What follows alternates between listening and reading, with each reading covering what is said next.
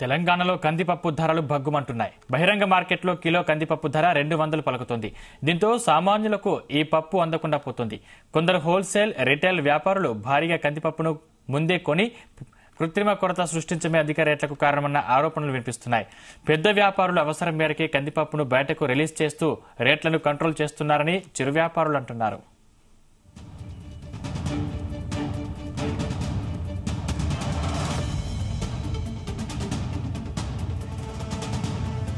మార్కెట్లో క్వింటా కందులు 12,000 పలికినప్పుడు రిటైల్ గా కిలో పప్పు ధర 140 నుంచి 160 మధ్య కదలాడింది. కానీ క్వింటా కందుల ధర మార్కెట్లో 10,000 మాత్రమే పలుకుతున్న రిటైల్ దుకాణంలో కందిపప్పు ధర 180 నుంచి 200 వరకు ఉంది.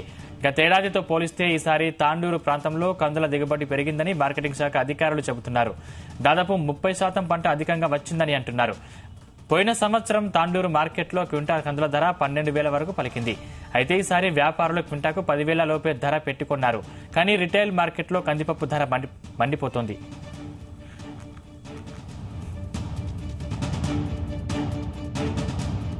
తెలంగాణకు మహారాష్ట్రలోని లాతూర్ నుంచే కందిపప్పు అధికంగా దిగుమతి అవుతోంది. మధ్యప్రదేశ్, రాజస్థాన్ నుంచి కూడా కొద్ది మొత్తంలో వ్యాపారులు దిగుమతి చేసుకుంటారు. హైదరాబాద్తో పాటు ఇతర జిల్లాల్లో లాతూర్ కందిపప్పు క్రయ విక్రయాలే ఎక్కువగా జరుగుతుంటాయి. రాష్ట్రంలో తాండూరు చుట్టుపక్కల కూడా కంది బాగా వేస్తారు.